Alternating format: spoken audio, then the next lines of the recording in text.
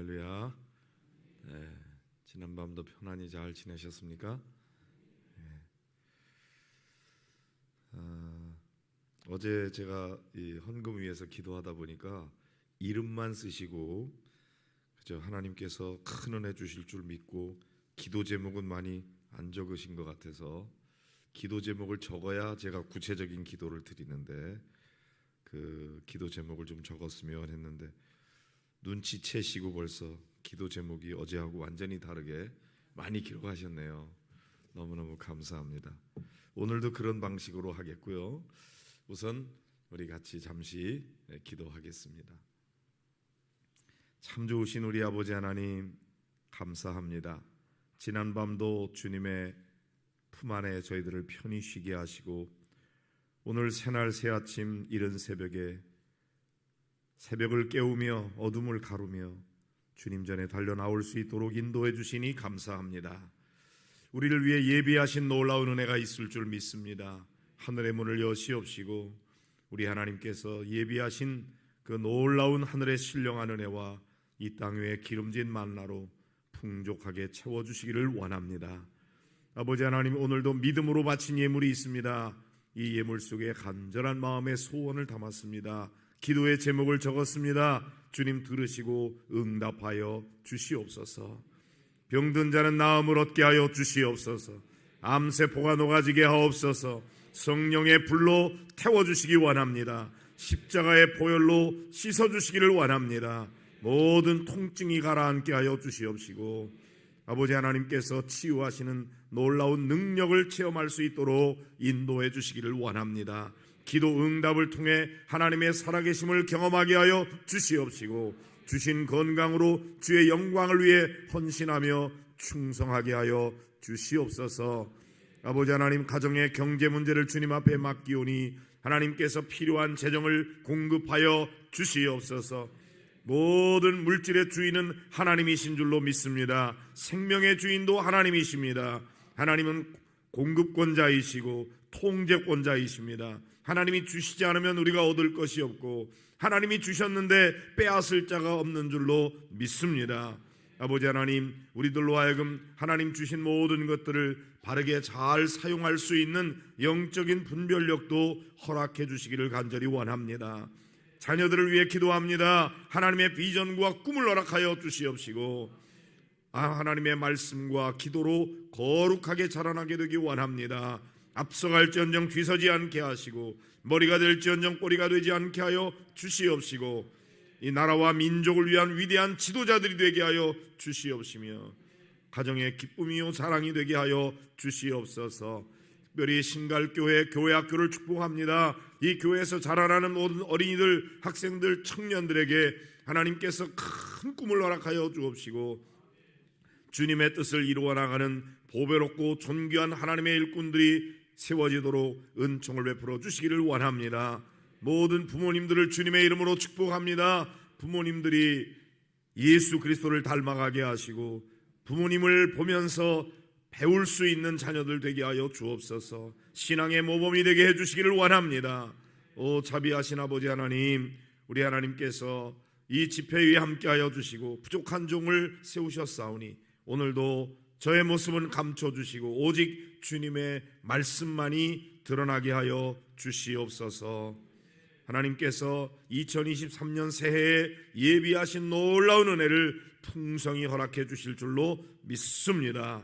세워주신 우리 황인택 담임 목사님을 성령의 장중에 붙들어 주시옵시고 말씀의 능력을 허락하여 주시옵시며 아버지 하나님 앞에 간구할 때마다 응답하여 주시옵시고 아버지 하나님, 그 귀한 목회 사역을 통해서 신갈교회 놀라운 하나님의 역사가 나타나게 하여 주시옵소서. 이 새벽에도 은혜 주실 줄로 믿사옵고 존귀하신 우리 주 예수 그리스도의 이름으로 감사하며 축복하며 기도드립니다. 아멘. 오늘은 빌립보서의 말씀으로 함께 은혜를 나누고자 합니다. 빌립보 교회에 보낸 바울의 편지인데 바울이 이 편지를 어디서 썼죠? 로마의 옥중에서 썼습니다. 바울이 로마에 옥에 갇혔다고 하는 것은 그의 인생의 거의 말년에 해당되는 거예요. 그런데 빌립보 교회는 어떻게 세워졌는가? 사도행전 16장에 보면은 바울 사도가 아시아에 가서 복음을 전하려고 하는데 성령께서 그 길을 막으셨다 그랬어요. 조금 이상하죠. 아니, 성령께서 복음 전하는 일을 막다니. 그런데 복음 전하는 일 자체를 막은 것보다는 아시아에 가서 복음을 전하려고 하는데 그 방향을 유럽 쪽으로 틀은 거예요. 그러면서 마게도냐로 건너와서 우리를 도우라고 하는 환상을 보고, 그리고 마게도냐 건너가서 거기 첫 번째 성인 빌립보에 이르게 되었는데, 거기 빌립보에 가서 기도하는 곳에 가다가 귀신 들린 여종 하나를 만나게 됩니다. 그런데 그 귀신 들린 여종이 귀신의 힘을 빌어서 점을 치는데 얼마나 점을 잘 맞추는지 귀신같이 맞추는 거예요. 좀 웃어보라고 하는 소리인데 그래서 돈을 많이 벌게 된 겁니다. 점을 잘 치니까. 그런데 문제는 뭐예요? 이 사람의 그 존재가, 그 인격이 귀신에 사로잡혀가지고 너무나 불행한 삶을 살아가는데, 이 사람이 막 바울이 복음을 전할 때 저 사람은 하나님의 종으로서 큰 역사를 이루는 분이라고 막 이렇게 소리를 질러대는데, 말씀 전하는데도 방해가 되고 그 영혼이 너무나 불쌍해서 바울 사도가 주 예수 그리스도의 이름으로 내게서 귀신아 떠나가라 명령할 때 귀신이 나가게 됐어요. 할렐루야. 귀신 내쫓는 일이 쉬운가요? 어려운가요? 제가 시골 교회 목회할 때 귀신 들린 사람들이 여러 명 있었는데, 그거 귀신 들린 사람 내쫓으려고 얼마나 애를 썼는지. 그냥 겨울에 12월, 1월 그때였던 것 같아요. 2달 동안 하루도 빠지지 않고 주일날 저녁에도 수요일 저녁에도 예배 끝나고 난 다음에 그 집에 가서 2시간 동안 매일같이 귀신 떠나가라고 그렇게 외쳐대는데도 귀신이 금방이라도 떠나갈 것 같다가도 안 떠나더라고요. 제가 아주 귀신 내쫓느라고 얼마나 고생을 했는지 몰라요. 목회 초년에 어떻게 해야 될지 몰라가지고. 사실은 내 자신이 막 노력을 하고 애쓰고 그런다 그래서 귀신이 떠나가는 것이 아니고 주 예수 그리스도의 이름의 능력으로 귀신은 물러가게 될 줄로 믿습니다. 바울 사도가 예수 그리스도의 이름으로 명할 때 그 여인에게서 귀신이 떠나갔거든요. 그리고 나니까 사람이 온전하게 됐는데, 문제는 뭐냐면 점을 치지 못하는 거예요. 귀신의 힘을 빌어서 점을 쳤는데 귀신이 떠나가니까 점을 못 치잖아요. 점을 못 치니까 어떻게 돼요? 돈벌이가 끊어져 버리잖아요. 그러니까 이 주인이 바울 사도를 고발하게 된 겁니다. 그런데 관원은 옳고 그른 것도 따져보지도 않고, 그리고는 바울 사도를 매를 때리고 그리고 옥에 가두어 버립니다. 세상에 이 주인은요, 돈밖에 몰라요. 사람 귀신에게서 노임받고 자유하게 해줬으면 고맙다고 해야 되는데 돈벌이가 안 된다는 이유 때문에 고발을 했고, 관원은 돈 많은 사람이 고발을 하니까 옳고 그른 것도 분별도 안 하고 무조건 옥에 가둬버리는 것입니다. 얼마나 바울과 실라가 억울했는지. 그런데 그 옥에 갇혀서 뭘 했죠? 하나님 앞에 기도했습니다. 하나님을 찬미했다 그랬어요. 사실 기도하는 곳에 가다가 그런 일을 만나게 됐는데, 그 옥에 갇혔을 때, 매를 맞고 옥에 갇혔는데 착고에 채워가지고 여기가 하나님이 보내신 기도하는 곳이라고 생각했던 것 같아요. 하나님 앞에 찬미하고 기도하고 하는 일을 많은 죄수들이 듣더라 그랬습니다. 그런데 하나님 앞에 기도할 때 어떤 역사가 일어납니까? 옥문이 열리고 착고가 다 풀려지고 놀라운 기적이 일어났어요. 그러면 어떻게 해야 돼요? 빨리 도망가야 되잖아요. 억울하게 옥에 갇혔는데 하나님이 다 풀어주셨으니. 근데 바울은 그렇게 하지 않았어요. 왜 그럴까요? 하나님께서 억울하게 매맞고 옥에 갇히게 한 것이 그냥 이렇게 풀려지게 하려고 그랬을까? 뭔가 하나님이 여기서 하고자 하는 하나님의 뜻이 있지 않았겠나, 그렇게 생각하고 거기에 그냥 있었는데 간수가 자다가 깨어보니까 옥문이 다 열려버렸네요. 그 당시에 로마의 법으로는 죄수를 놓치면 간수가 그 벌을 받게 되어 있었는데, 아무리 봐도 이 사람들이 막 매맞고 옥에 갇힌 거 보니까 보통 죄를 지은 게 아닌데 아마도 이 사람들은 거의 사형에 해당된다고 생각했던 것 같아요. 그럼 내가 사형을 당해야 되는데, 그러니 내가 책임을 지고 자결해야 되겠다. 그 칼을 들어서 자결하려고 하는 순간 바울 사도가 우리가 여기 있다, 내 몸에 손을 대지 말아라. 그래서 횃불을 들고 들어가 보니까 옥에 다 풀려버렸는데도 불구하고 도망도 안 가고 있는 거예요. 선생님, 우리가 어떻게 해야 구원을 얻겠습니까? 그럴 때 유명한 말씀하시죠. 주 예수를 믿으라, 그리하면 너와 내 집이 구원을 얻으리라. 그래서 그 간수의 가족과 그 다음에 미리 루디아라고 하는 자주장사, 두아디라 성에서 왔던 자주장사, 그 사람의 마음을 열어서 예수를 영접하게 하고 그 집에 거하면서 바울이 복음을 전하고 했었는데, 이 루디아의 가정과 이 간수의 가족이 다 구원을 받고, 그래서 세워진 교회가 무슨 교회예요? 빌립보 교회예요. 그러니까 빌립보 교회의 입장에서는요, 늘 바울 사도에게 미안한 마음이 있었어요. 우리 교회 세우느라고 이 바울 사도가 얼마나 억울하게 매맞고 옥에 갇히고 막 그렇게 했는지, 그래서 우리가 어떻게든지 이 은혜를 갚아야 되겠다 하는 생각을 가지고 있었지만 기회가 없었어요. 그러다가 바울이 복음 전하다가 옥에 갇혔다는 소식을 듣고 지금이 기회구나. 그리고 빌립보 교회 성도들이 열심을 다해서 기도하면서 헌금을 모아가지고 에바브로디도라고 하는 집사의 편에 그 헌금을 전달하게 됩니다. 그 당시 빌립보에서 로마라고 하는 것은 엄청나게 먼 거리였고, 그 다음에 그 먼 거리를 혼자서 성도들의 헌금을 모아서 여행한다고 하는 것은 에바브로디도에게는 굉장히 위험한 일이었어요. 돈을 들고 그 먼 거리 여행을 가는 것. 그러나 에바브로디도가 그 빌립보 교회의 대표로 로마의 옥에 찾아갑니다. 그 당시에 옥이라고 하는 것은 지금 현재 같이 면회도 안 되는 그런 곳이 아니고 일종의 가택연금 상태 같은, 집안에서 못 나오게 하는, 그리고 사람들도 만날 수 있는 그런 때였던 것 같아요. 이 에바브로디도가 가서 바울 사도를 얼마나 지극정성으로 돌봤는지, 돌보다가 그만 자기가 죽을 병에 걸렸어요.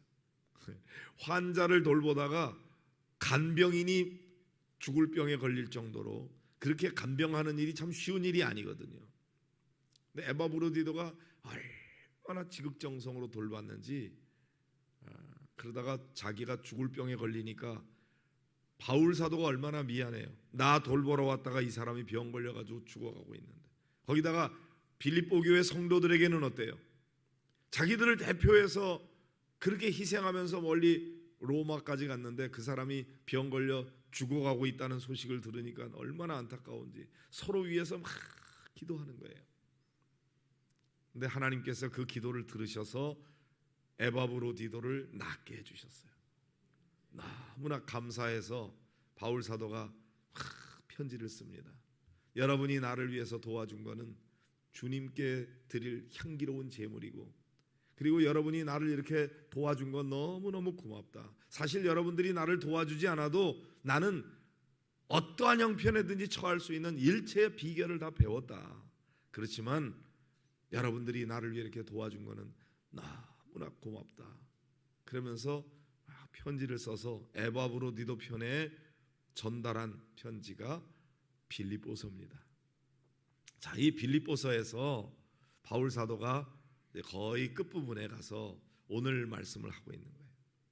주 안에서 항상 기뻐하라. 내가 다시 말하노니 기뻐하라. 여러분, 바울 사도의 마음 속에는 기쁨이 솟아나고 있었어요.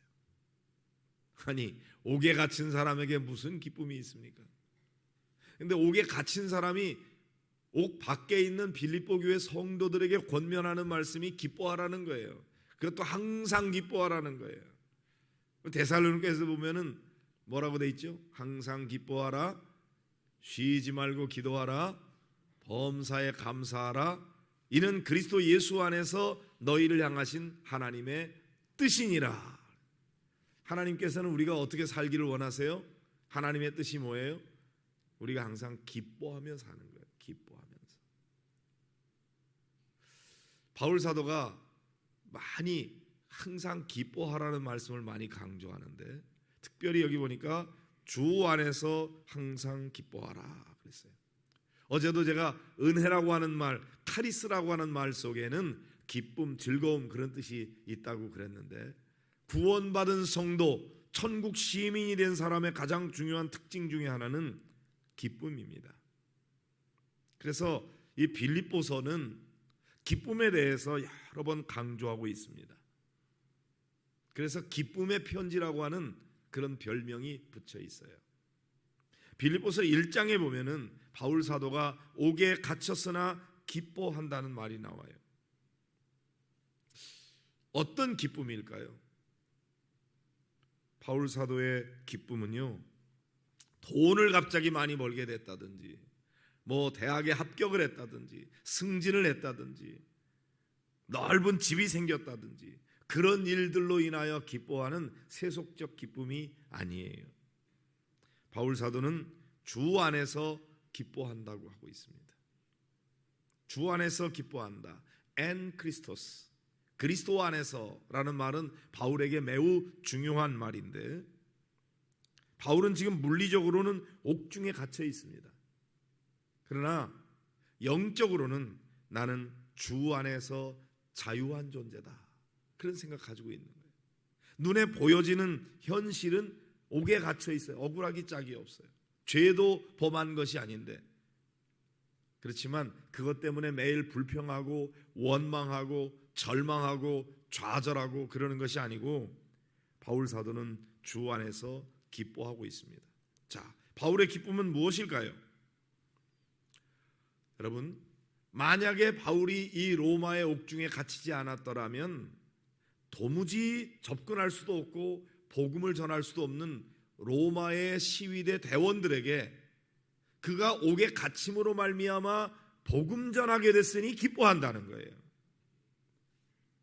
기뻐하기로 선택하는 거예요. 기뻐하기로 작정하는 거예요. 성도의 기쁨이라는 것은 그냥 기쁜 일이 있기 때문에 자연히 기뻐할 수밖에 없어서 기뻐하는 게 아니고, 기뻐하기로 선택하고 모든 일들을 기뻐하는 눈으로 보는 거예요. 근데 바울이 옥에서 기뻐한 건 뭐냐면, 내가 이 옥에 갇히니까 로마의 시위대 대원들, 로마의 그 군인들에게 내가 복음을 전할 수 있게 됐으니 이 얼마나 감사한가. 그 일로 인해서 바울이 기뻐하고 있는 겁니다. 그런데 여러분, 바울 사도가 옥에 갇히니까 예전에는 막 바울파, 아볼로파, 뭐 게바파, 그리스도파, 파벌이 많이 있었잖아요. 서로 신앙생활 잘하면서 잘해보자고 하는 일이었지만 파벌이 있었거든요. 고린도 교회에도.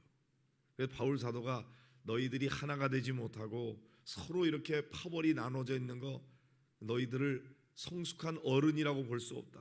너희들은 영적으로 주 안에서 아주 어린아이다. 그렇게 바울 사도가 안타까워했는데, 바울파가 있는가 하면은 아볼로파도 있고 막 게바파도 있는데, 그런 사람들이 경쟁적으로 복음을 전하는 거예요. 야, 그동안에 바울이 막 복음을 전해가지고 바울 세력이 너무 득세하고 있었는데, 이제 바울이 옥에 갇혔으니 잘됐다. 너희들만 복음 열심히 전하냐?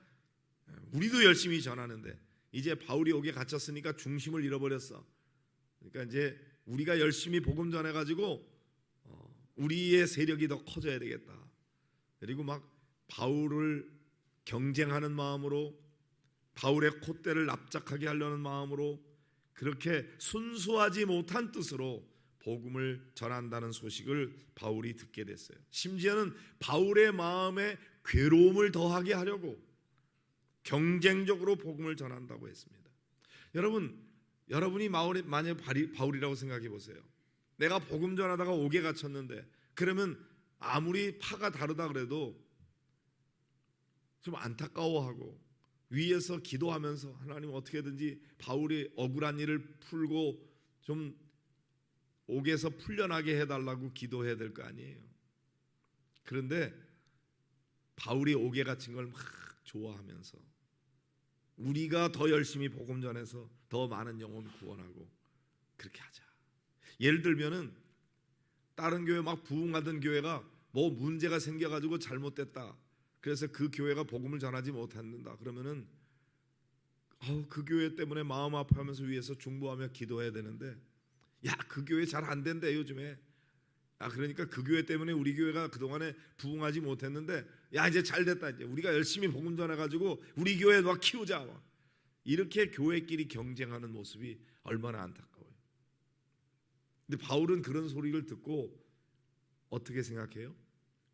그들이 순수한 뜻으로 하든지 또는 좋지 않은 뜻으로 하든지 의도가 나쁘다고 할지라도 결국은 그리스도가 전파되는 거 아니냐. 내가 하는 게 뭐야? 나도 복음 전하려고 그러는 거고, 그들도 결국 그리스도를 전파하는 거고, 이로써 나는 기뻐하고 또 기뻐하리라. 바울이 참 얼마나 대단한 분인지 여러분 아시겠죠?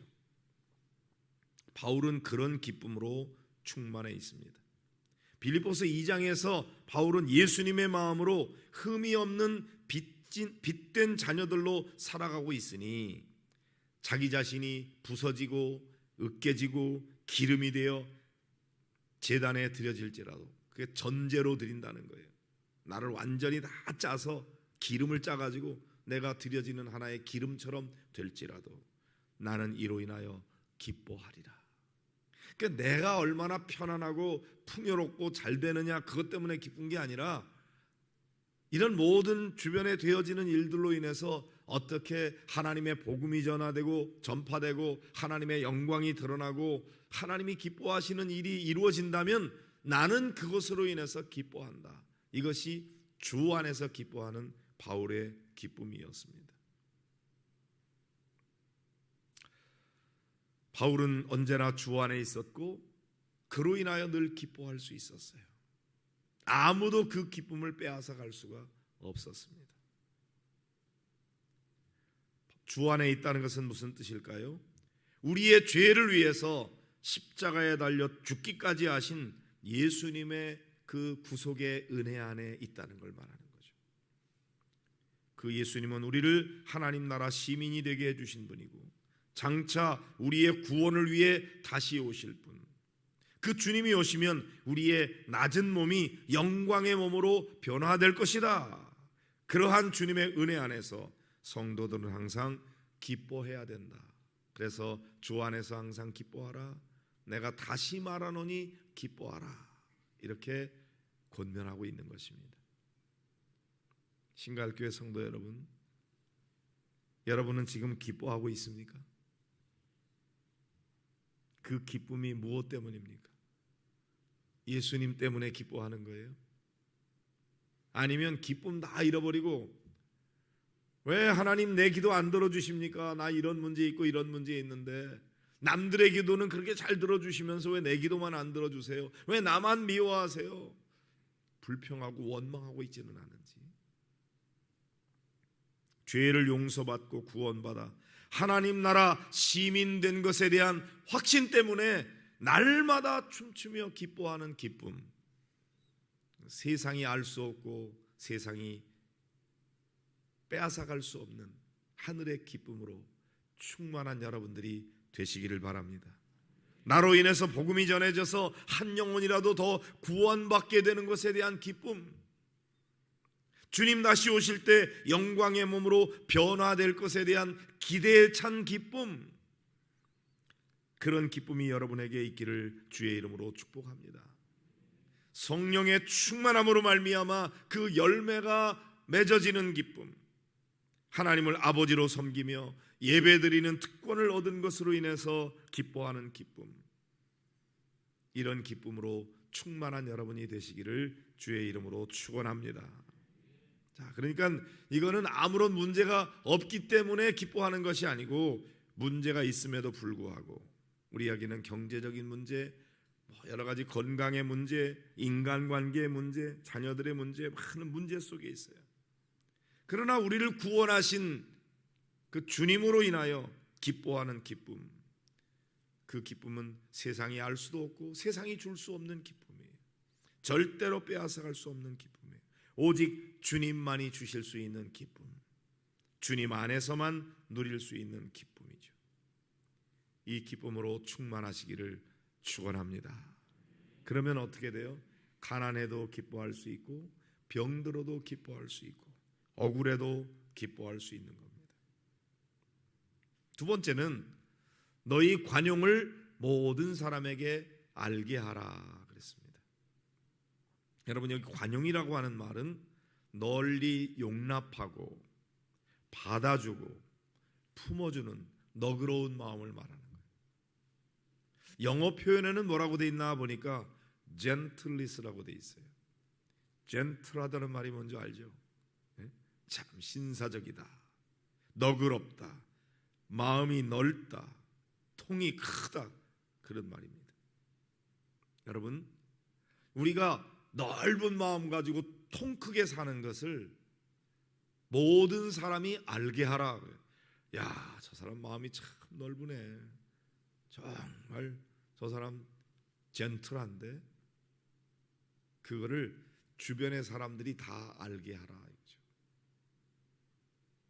하늘나라 시민권을 가진 성도들은 넓은 마음 가지고 살아야 돼요. 여유가 있어야 돼요. 우리는 너무 각박한 세상에 살잖아요. 그래서 마음에 여유가 없어요. 너 내 눈에 흙이 들어가기 전에는 절대 용서 못해. 가만 안 둘 거야. 이를 바둑바둑 갈면서 원수 갚는 일에 에너지를 쓰고 시간을 쓰고 마음의 상처 때문에 막 괴로워하는 사람들이 얼마나 많은지 몰라요. 나한테 손해 끼친 사람 도저히 내가 용서 못하겠다. 그래서 조금도 손해 볼 줄 모르고, 그리고 나한테 조금만 손해 끼친 사람 있으면은 그냥 그런 사람에 대해서 그냥 넘어갈 줄 모르고 너그러움이 없어요. 제일 먼저 자기 자신에게 상처를 줘요. 내가 독을 품잖아요. 그래서 이 독이 다른 사람의 마음에 전달이 돼서 그 사람에게 상처를 주기 전에 내 몸 안에 독이 가득한 거예요. 나 자신에게 독이 먼저 퍼져요. 내가 먼저 죽어요. 그런데 그걸 모르고 상대방에게 그냥 말로 막 함부로 그 사람의 마음에 상처를 주려고 막 그렇게 하는 거죠. 그런데 우리 그리스도인들에게는 바울 사도가 옥에 갇혀 있으면서 관용을 좀 베풀어라, 넓은 마음 가지고 살아라, 통 크게 좀 살아라. 그런데 그 다음에 뭐라고 돼 있냐면은 주께서 가까우시니라 그랬어요. 주님이 가깝다는 말은 무슨 말이죠? 주님 오실 날이 가깝다, 역사의 종말이 가깝다, 또는 우리가 죽음에서 멀지 않다, 그런 말이에요. 사실 여러분, 우리는 얼마나 살지 알 수가 없어요. 기대하는 만큼 오래 살지 못하는 경우도 있고, 빨리 가고 싶은데도 가지지도 않고 끈질기게 모질게 계속 생명을 이어가는 경우도 있어요. 그런데 여러분, 우리는 언젠가는 다 죽는다고 하는 것은 기정사실이에요. 꼭 안 죽을 것 같죠? 그런데 다 죽습니다. 근데 죽음이 우리에게 다가오게 되면은 사람들이 막 처음에는 거부하고 반항하고 내가 왜 죽냐 그러고 막 그래요. 그런데 결국 그 죽음을 최종적으로는 받아들이게 되는데, 다른 사람 죽어가는 거 보고 장례 치르고 다 그러면서도 나는 안 죽을 것 같거든. 그러니까 남 용서 못하고 좁은 마음 가지고 살다가 죽음이 가까이 다가오게 되면요, 최종적으로는 마음의 가장 소원이 뭐냐.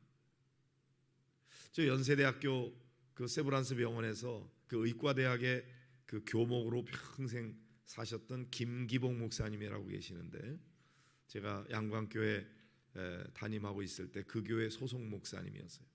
연세대학교 교목 실장도 하시고 그런 분인데, 그분이 그 세브란스 병원에 있는 많은 환자들을 돌아보면서 죽어가는 환자들에게 물어봤대요. 많이. 마지막 소원이 뭐냐고. 근데 가장 많은 소원이 뭐였냐면은, 나하고 그동안에 원수 맺고 살던 사람하고 화해하고 싶다고. 아직 살 날이 많다고 생각할 때는 절대 용서 못하겠다고 막 그렇게 하던 사람이 막상 죽음이 다가왔다고 하는 것을 알고 나니까 다 부질없는 짓이구나. 결국은 죽는 건데 내가 이렇게까지 원한 맺고 살면서 이렇게 갈 수는 없다. 그 사람 좀 불러줘요. 나 화해하고 싶어요. 내가 그 사람 용서한다고 하고 싶고 그 사람에게서 내가 용서 좀 받고 싶어요. 여러분, 죽음이 가까이 다가왔다는 걸 알고 나니까 마음이 갑자기 넓어졌어요. 무엇이 영원한 것인지 본질적인 것인지가 보이기 시작하는 거예요. 아직 살 날이 많다고 생각할 때는 자기 욕심에 빠져가지고 자기중심적으로 그렇게 살았는데, 죽을 날이 가까운 걸 아니까 마음이 넓어졌어요. 그래서 용서하게 되는 거죠. 우리 그리스도인들은 어떤 사람이에요? 종말론적 신앙을 가지고 사는 사람이에요. 주님이 오늘 오실는지 내일 오실는지 알지 못하지만, 5년 후에 오실지 10년 후에 오실지 알지 못하지만, 우리는 어떻게 해요? 오늘이 주님 오실지도 모르는 나, 오늘이 내 인생의 마지막일 수도 있다, 그런 생각 가지고 사는 거예요. 그렇기 때문에 종말론적 신앙을 가진 사람은 언제나 넓은 마음 가지고 사는 거예요. 네? 통 크게 사는 거예요. 작은 문제 가지고 아웅다웅 싸우고 나중에 보면 다 후회만 남길 일이에요. 그래서 주 안에서 우리가 종말론적 신앙을 가지고 통 크게 사는 거, 넓게. 좀 잘못해도 사람이니까 그럴 수도 있지 뭐. 아유, 저 사람이 얼마나 마음이 괴롭겠어. 그러면서 용서하는 거죠. 나한테 막 뭐라고 막 그래도 저 사람이 마음이 아파서 저러지, 뭘 좀 몰라서 그렇지. 소망교회 목회하시던 곽선희 목사님은 그렇게 했다 그래요. 막 자기한테 뭐 잘못됐다고 막 지적하고 막 이러는 사람이 있을 때, 당신이 모르는 죄가 더 많어. 보통은 내가 왜 그렇게 나쁘냐고, 나 그렇지 않은 그런 사람 아니라고 자기를 막 변명하려고 그러잖아요. 그런데 그 목사님이 가만히 보니까 그 사람이 막 나 나쁘다고 막 그러는데 실제 자기가 자기 자신을 보니까 더 나빠. 그런데 당신이 모르는 게 더 많지. 당신이 모르는 죄가 더 많아요. 그리고 불쌍히 여기는 마음 가지고 용서했다 그래요. 그 통 큰 마음이죠. 누가 주시는 마음이에요? 주님이 우리에게 그런 마음을 주셔야 돼요. 어떤 신앙을 가질 때 그런 마음이 생겨요? 종말론적 신앙을 갖는 거예요.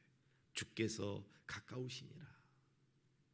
여러분도 오늘이 인생의 마지막일 수 있다는 생각을 가지고 하나님 앞에서 어떤 문제가 있어도 그것 때문에 너무 아둥바둥하지 말고 좀 통 크게, 젠틀하게, 넓은 마음 가지고 여유를 가지고 사는 멋진 그리스도인이 되시기를 주님의 이름으로 축원합니다. 세 번째는 아무것도 염려하지 말고 기도하라 그랬죠. 한번 6절 7절을 읽어볼까요? 아무것도 염려하지 말고 다만 모든 일에 기도와 간구로 너희 구할 것을 감사함으로 하나님께 아뢰라. 그리하면 모든 지각에 뛰어난 하나님의 평강이 그리스도 예수 안에서 너희 마음과 생각을 지키시리라. 사실 우리가 살아가는 세상은 염려, 걱정거리가 너무나 많이 있는 세상입니다. 우리는 미래를 알지 못하고 우리의 능력은 부족하기 때문에 불안해요. 늘 염려가 돼요. 그래서 앞으로 일어날 가능성이 희박한데도 불구하고 10년 후에 일어날지 안 일어날지도 잘 모르는데도 불구하고 그런 문제를 지금까지 끌어들여 가지고 가불해서 지금부터 염려하고 걱정하는 경우가 얼마나 많은지. 일어날 가능성도 별로 없는데도 가장 최악의 상황을 가정해 놓고 아직도 일어나지 않을 일에 대해서 미리 염려하고 걱정하는 경우가 많이 있어요. 그런데 여러분, 염려해서 상황이 달라진다면 염려할 가치가 있겠죠. 근데 염려는 하등에 도움이 되지 않습니다. 염려한다고 달라질 게 뭐가 있어요? 괜히 마음만 상하고 몸도 상하고 영혼도 상합니다. 그래서 성경은 끊임없이 우리에게 말씀합니다. 염려하지 말아라. 두려워하지 말아라. 걱정하지 말아라. 누가 염려하고 싶어서 염려하는 사람이 있어요? 자꾸 염려가 되니까 염려하지. 염려밖에 할 수 없는 사람은 염려하게 됩니다. 그러나 우리 성도들에게는 염려 대신에 할 게 있잖아요. 뭐예요? 기도죠. 기도할 수 있는데 왜 걱정하십니까? 기도할 수 있는. 기도하면서 왜 염려하십니까?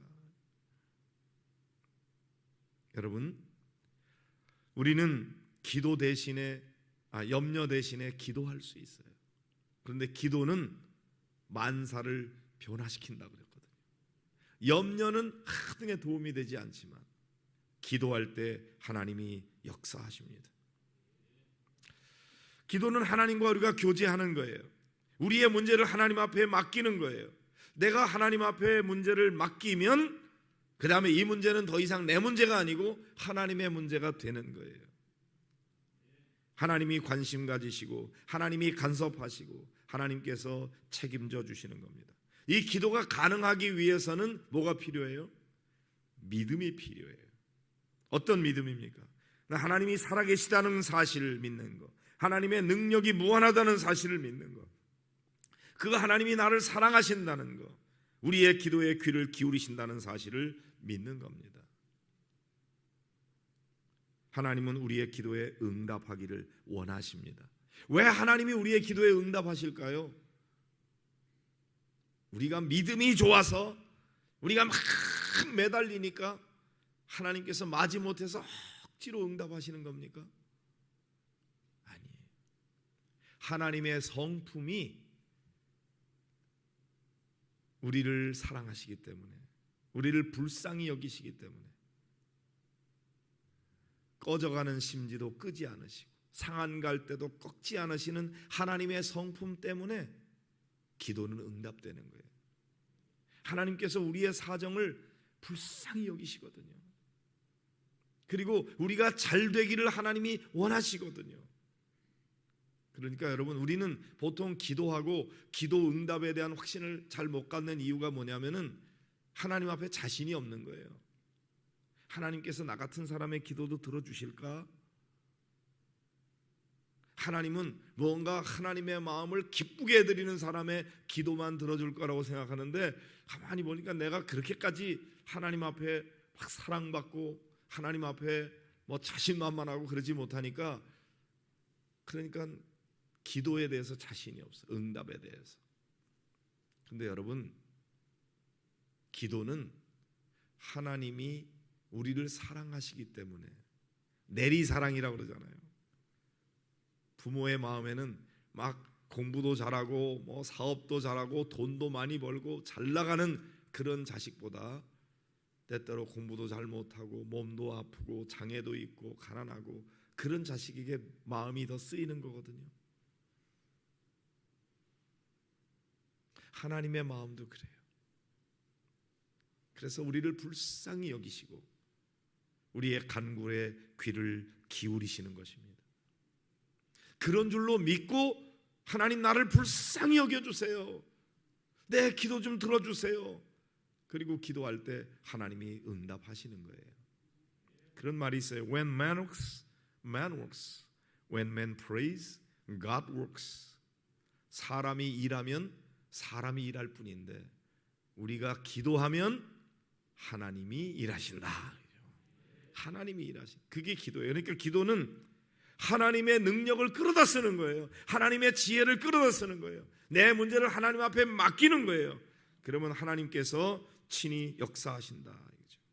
그래서 기도하면 모든 지각에 뛰어난 하나님의 평강이 그리스도 예수 안에서 너희 마음과 생각을 지키시리라. 이게 약속이에요.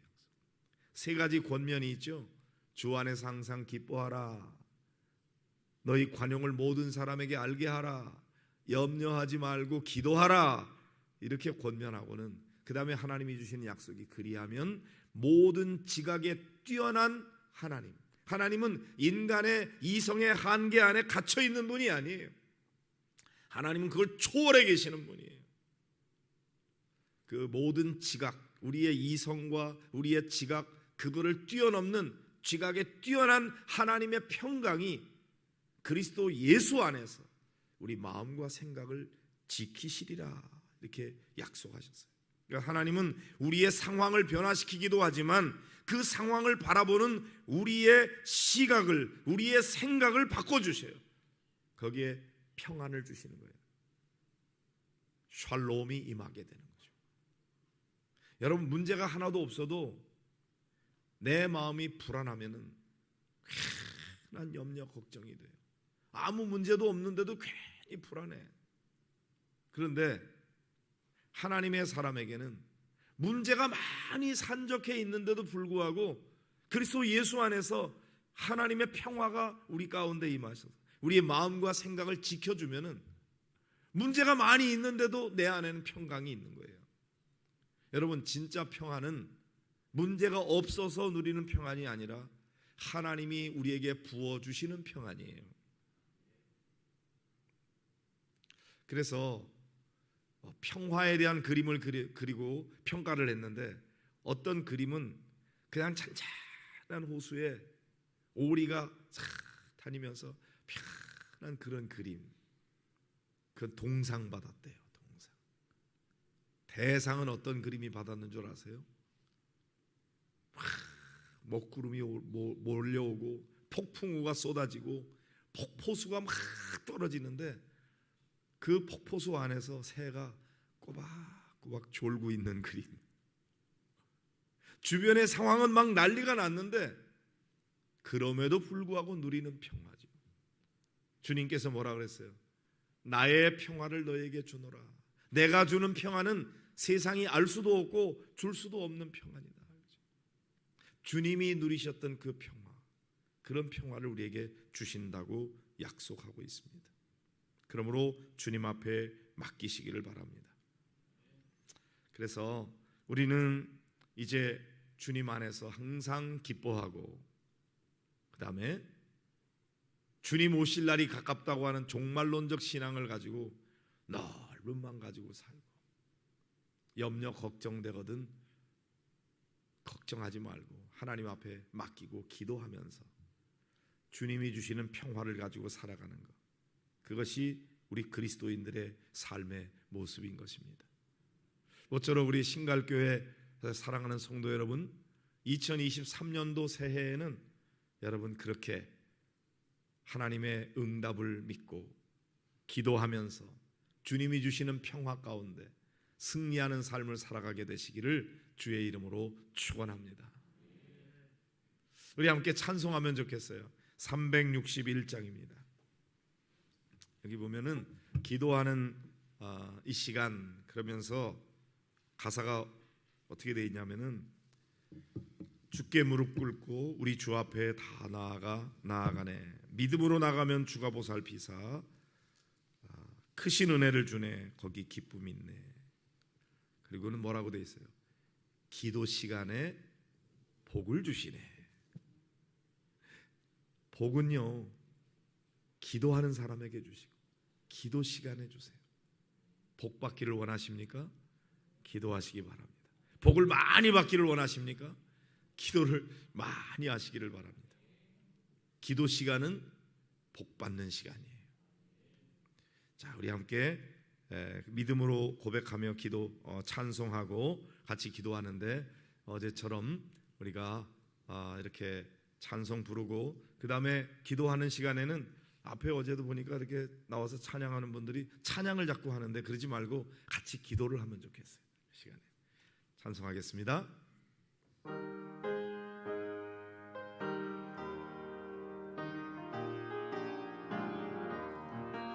기도하는 이 시간 주께 무릎 꿇고 구세주 앞에 나아가네. 믿음으로 걸으면 주가 보살피사 크신 은혜를 주네. 거기 기쁨 있네. 기도 시간에 복을 주시네. 고난 내 마음속에 기쁨 충만하네. 기도하는 이 시간 주가 곁에 오사 인자신 얼굴로 귀 기울이네.